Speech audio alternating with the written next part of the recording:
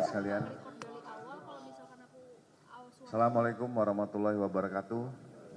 Selamat siang, salam sejahtera bagi kita semua. Shalom, Om Swastiastu, Namo Buddhaya, salam kebajikan, Rahayu. Pertama, kami dari Polri menyampaikan duka cita yang mendalam kepada keluarga korban yang kemarin kejadian kebakaran di gedung Teradron. Semoga diberikan kekuatan dan ketabahan.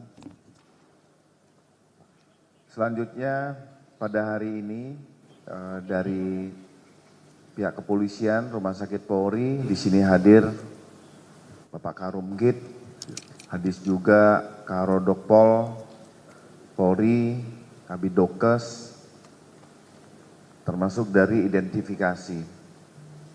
Dari total 22 jenazah korban yang dikirim ke Rumah Sakit Polri, tim DVI Polri sudah melakukan identifikasi. Tadi malam sudah melaksanakan rekonsiliasi mengidentifikasi 3 jenazah dan siang ini teridentifikasi 7. Berarti total 10 dari 22 jenazah korban.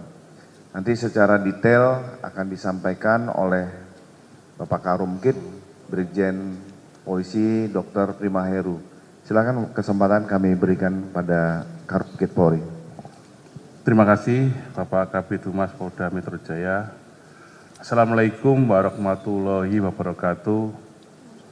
Selamat siang, salam sejahtera. Yang terhormat Bapak Karodokpol Pusdokes Polri, yang saya hormati Bapak Kabid Humas Polda Metro Jaya, Kabidokes Polda Metro Jaya, penyidik dan Idjen Polres Jakarta Pusat, serta rekan-rekan media yang saya hormati.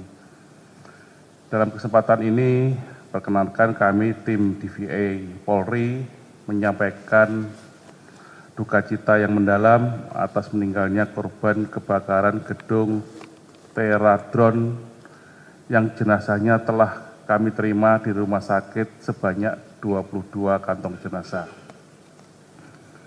Sampai saat ini, siang ini, Rabu tanggal 10 Desember 2025, tim DVI Polri yang terdiri dari Biro Dokpol, Biro Lab, Pusdokes Polri, Rumah Sakit Bayangkara tingkat 1 Pusdokes Polri, Bidokes Polda Metro Jaya, Idjen Polda Metro Jaya, Forensik FKUI, dan Forensik Odontologi UI telah melakukan pemeriksaan terhadap 20 kantong jenazah. Jumlah korban yang dilaporkan oleh keluarga sampai saat ini sudah mencapai 22 orang. Kemarin malam telah dilaksanakan sidang rekonsiliasi dan telah dinyatakan teridentifikasi sebanyak 3 orang. Dan pagi ini kembali kita laksanakan rekonsiliasi untuk menentukan identitas korban dan memutuskan 7 jenazah telah kembali kami identifikasi. Jadi totalnya tadi malam sama hari ini ada 10 jenazah. Selanjutnya Bapak Karodokpol akan menyampaikan hasil identifikasi.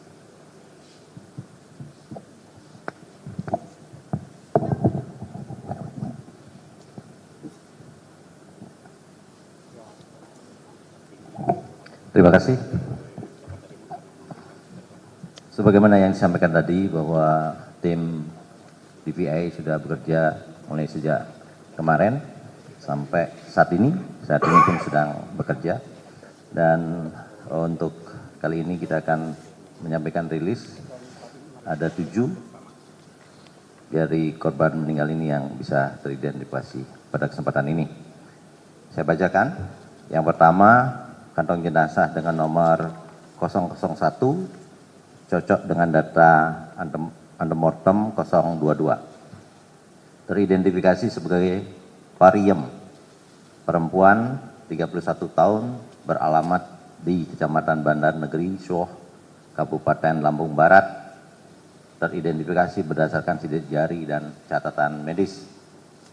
Yang kedua, kantong jenazah dengan nomor 002 cocok dengan data antemortem nomor 018 teridentifikasi sebagai Ninda Tan, perempuan 32 tahun, beralamat Serpong Utara, Tangerang Selatan, teridentifikasi berdasarkan sidik jari, catatan medis, dan properti. Yang ketiga, kantong jenazah dengan nomor 003 cocok dengan data antemortem 009 teridentifikasi sebagai Muhammad Ariel Budiman, laki-laki 24 tahun, beralamat Mampang Perapatan, Jakarta Selatan, teridentifikasi berdasarkan pemeriksaan sidik jari, gigi, dan properti. Yang keempat, kantong jenazah dengan nomor 004 cocok dengan data antemortem 011 teridentifikasi sebagai Muhammad Apriyana, laki-laki 40 tahun, beralamat Kecamatan Sudimarajaya, Tangerang, teridentifikasi berdasarkan sidik jari, catatan medis, dan properti. Yang kelima, kantong jenazah dengan nomor 008 cocok dengan data antemortem nomor 020 teridentifikasi sebagai Della Yohana Simanjuntak, perempuan 22 tahun, beralamat Kebayoran Lama, Jakarta Selatan, teridentifikasi berdasarkan sidik jari, catatan gigi, tanda medis, dan properti. Yang keenam, kantong jenazah dengan nomor 009 cocok dengan data antemortem nomor 001 teridentifikasi sebagai Nasaelia Sabita Nuraziza, perempuan 27 tahun, beralamat Tanah Abang, Jakarta Pusat, teridentifikasi berdasarkan sidik jari, catatan gigi, tanda medis, dan properti. Yang terakhir, yang ketujuh, kantong jenazah dengan nomor 010 cocok dengan data AM nomor 021 teridentifikasi sebagai Atinia Isnaini Rashidah, perempuan 18 tahun, beralamat Kecamatan Makassar, Jakarta Timur, teridentifikasi berdasarkan sidik jari, tanda medis, dan properti. Demikian sudah kita sampaikan semuanya, berjumlah 7 orang. Terima kasih. Terima kasih, tadi kita saksikan bersama penjelasan dari Bapak Karumkit dan tim DVI. Mungkin dari rekan-rekan media ada yang mau ditanyakan? Ya, silakan yang depan. Ya. Dari Radio El Sinta, izin bertanya kepada Karumkit. Ini dari ketujuh jenazah yang meninggal dunia ini, apakah karena CO2 gara-gara menghirup CO2 juga sama kayak yang kemarin yang 3 orang itu? Terus kalau boleh tahu Pak, untuk kepastiannya penyebab terjadinya kebakaran di Teradron itu dari pihak kepolisian seperti apa sih Pak? Terima kasih. Oke. Maaf. Tes. Maaf, saya jawab mungkin yang pertama itu. Saya ulangi ya. Untuk penyebab kematian berdasarkan dari pemeriksaan staf dan para personil spesialis forensik kami itu mengarah kepada terhirupnya asap dan kemudian gas CO, karbon monoksida, mohon diulangi, karbon monoksida. Ya, itu dari hasil pemeriksaan. Ya, ada juga pemeriksaan lab sederhana yang menunjukkan mengarah ke situ. Saya kira itu jawaban kami untuk yang ketujuh. Pak, untuk ketujuh jenazah tersebut, apakah ini Pak, apa namanya, badannya kebakar semua atau berapa persen mengalami luka bakar gitu Pak? Ya, ya. Jadi itu semuanya rata-rata mengalami, ya. Tetapi itu derajat 2, Jadi melepuh seperti itu, kemudian ada bagian-bagian yang termasuk juga sidik jarinya agak susah kita ekspor begitu, karena juga beberapa bagian, ada beberapa dari korban itu juga melepuh seperti itu. Ya, itu dari. Kemudian yang berikutnya pertanyaan dia mungkin jawaban dari Pak Kabid Humas. Terima kasih Mas, yang penyebab kebakaran. Nanti kami akan menunggu dari Puslapor Mabes Polri ya. Karena belum keluar, masih dilaksanakan olah TKP, kemarin hasilnya masih belum keluar. Izin Pak, kalau boleh tahu saksinya sudah berapa Pak yang diperiksa? Nanti kami dalamin, kami jawab nanti untuk saksi-saksi. Sekarang kita fokus ke yang ini. Silakan Mbak. Terima kasih Pak.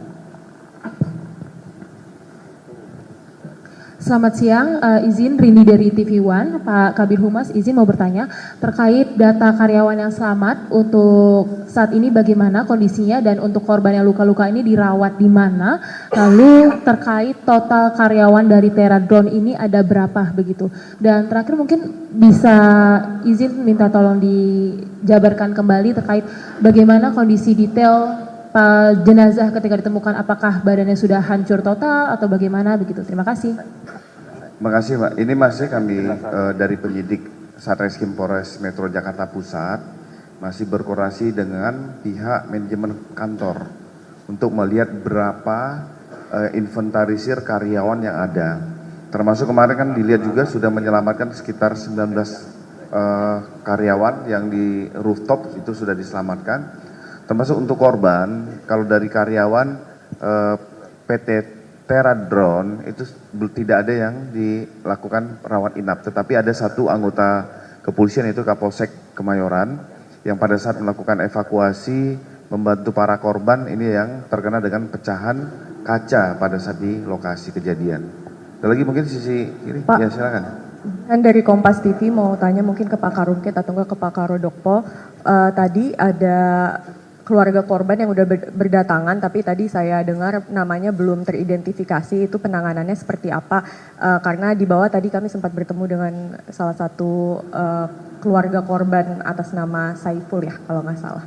Itu penanganannya seperti apa untuk yang belum teridentifikasi? Terima kasih. Oke. Bapak Ibu sekalian, bahwa untuk identifikasi itu kita harus mencocokkan data yang kita terima di posko antemortem. Bapak Ibu tahu ya lokasinya. Kemudian mencocokkan dengan apa yang kita bisa periksa di kamar jenazah. Dua tim yang berbeda. Jadi kemudian dua tim itu bergabung di rekonsiliasi namanya. Nah, kalau sudah diperiksa sebagaimana yang dilaporkan oleh Pak Karumkit tadi, kemudian saat ini belum teridentifikasi begitu ya. Ya, ini berarti masih dalam proses. Ya, sekarang sudah ada 10. Kemudian mudah-mudahan nanti sore cepatnya kita bisa dapatkan lagi. Ya, sehingga yang belum teridentifikasi kita harapkan maksimal kita bisa identifikasi. Berarti masih dalam proses itu untuk pencocokan. Ya, oke. Baik Pak Kabid, izin saya mendengar Pak dari Koran Warta Kota untuk memastikan korban di TKP itu apakah sudah clear ini hanya 22 orang atau masih ada korban lain yang belum ditemukan atau tertimpa reruntuhan di dalam gedung itu.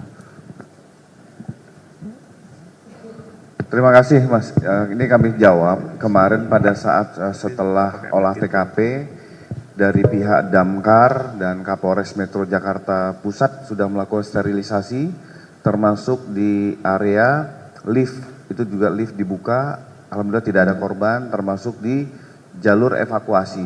Jadi dari lantai 7 itu sudah dilakukan penyisiran oleh tim Damkar dan Polres Metro Jakarta Pusat, tidak ditemukan lagi ada korban. Jadi sehingga dapat kita simpulkan bahwa total korban adalah 22, terdiri dari 7 pria laki-laki dan 15 wanita.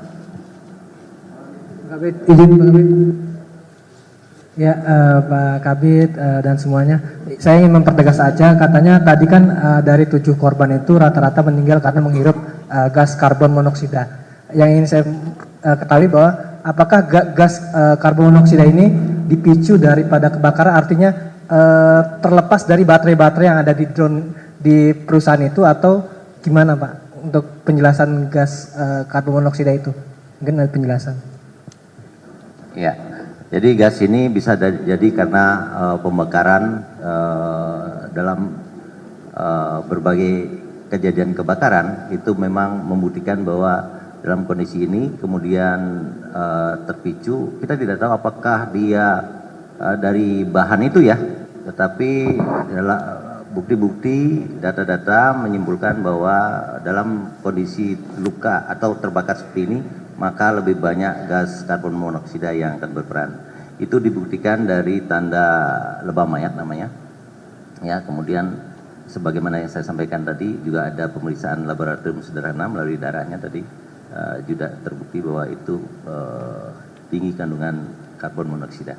Dan gas ini sangat-sangat beracun karena dia berkompetisi dengan oksigen yang mestinya yang kita hirup oksigen, tapi dia kemudian masuk ya, sementara oksigennya tidak ada, jadi tentu ini akan beracun dan kemudian seseorang itu mengalami kematian karena keracunan gas ini.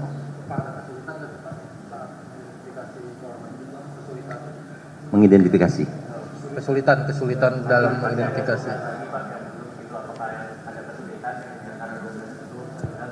Iya, rekan-rekan sebenarnya sudah bisa membayangkan ya. Kita mendapat 22, kemudian tadi malam kita bisa 3, sekarang 7. Artinya relatif mudah kita ya untuk mengidentifikasi. Nah, maka yang intinya adalah kecepatan kita nanti agar jenazah ini tidak rusak, gitu ya. Karena dari sidik jari, kemudian tanda-tanda medis yang masih bisa kita lihat dengan lebih jelas, itu akan mempercepat. Dan ini tim sudah sampai maksimal, sudah disiapkan oleh Bapak Karumkit dan tim dan DVI itu, ya, mulai dari pengumpulan data antemortem itu berapa tim itu, ya, iya, mungkin 7-8 tim itu di antemortem. Untuk mempercepat itu berikut juga tim yang di postmortem. Itu kita sebagaimana disampaikan tadi, itu melibatkan berapa institusi ya, sampai UI pun membantu kita ya, teman-teman di UI expertnya, di samping juga kita punya spesialis forensik, semuanya turun untuk mempercepat ini. Saya kira mudah-mudahan seperti yang saya bilang tadi, kita bisa secara cepat untuk mengidentifikasi, mumpung masih cukup mudah untuk melaksanakannya. Izin Pak Kabid, izin. Ada tambahan lagi Pak? Saya tambahkan masalah itu. Di saat ini siang ini kita sudah memeriksa mayat itu 20 jenazah. Ini tinggal 2. Jadi rekonsiliasi ini adalah pemeriksaan tadi malam dan pemeriksaan tadi pagi. Sudah kita identifikasi sebanyak 7 itu. Pemeriksaan tadi pagi sampai siang ini sudah ada lagi tambahan, jadi tinggal 2 saja. Pada saat kita bergeser ke sini tinggal 2 jenazah.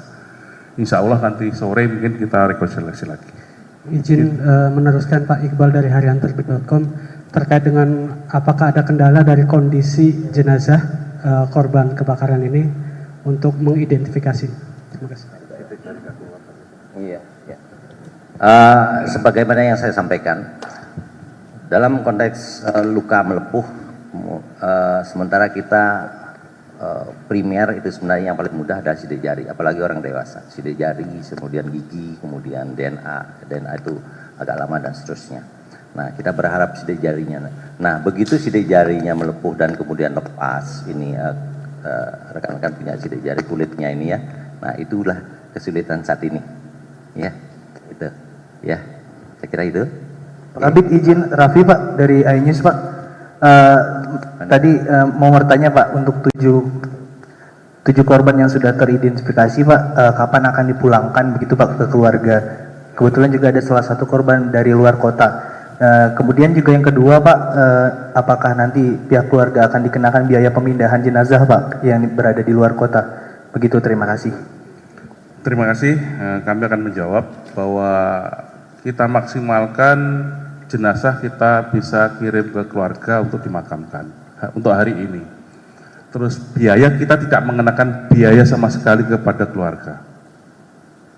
Gitu, Pak. Untuk yang keluar kota juga, Pak? Ya, gratis kita. Pak, tadi keluarga tuh ada yang menuntut cepat gitu, Pak. Mereka Iya. mau cepatnya dimakamkan gitu. Nah, untuk sisanya apakah hari ini akan teridentifikasi atau besok mungkin, Pak, atau kapan, Pak? Cepat.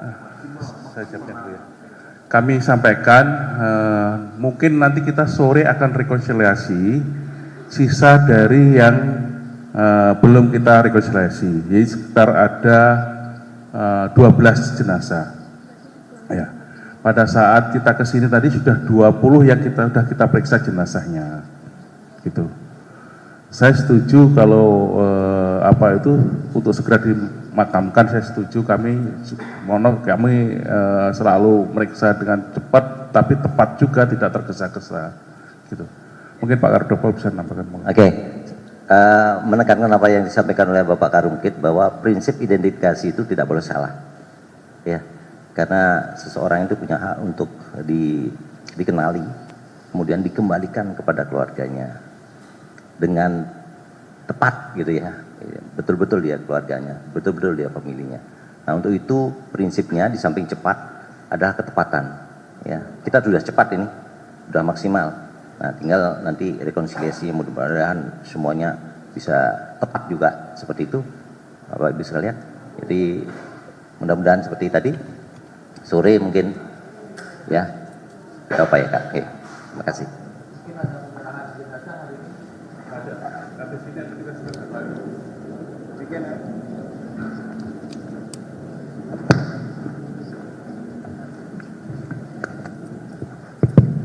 Demikian rekan-rekan sekalian, tadi sudah dijelaskan penekanan. Jadi tidak ada kendala dari tim DVI Polri untuk melakukan identifikasi terhadap 22 jenazah korban. Saat ini tadi sudah dijelaskan oleh Bapak Karumkit, sudah 20 jenazah yang sudah teridentifikasi. Tersisa sedang diperiksa. Nanti akan sore mungkin akan dilakukan rekonsiliasi lagi untuk memastikan dari beberapa tim ini bekerja untuk mengidentifikasi sisa 12 jenazah ini. Tadi sudah sampaikan kita ingin cepat tetapi harus tepat karena tim DVI ini tidak boleh salah dalam mengidentifikasi jenazah. Sekali lagi terima kasih rekan-rekan sekalian. Setelah ini kita akan melakukan prosesi penyerahan jenazah dari rumah sakit kepada penyidik dan penyidik kepada pihak keluarga. Lagi terima kasih. Wabillahi taufik wal hidayah. Wassalamualaikum warahmatullahi wabarakatuh. Om Santi Santi Santi Om.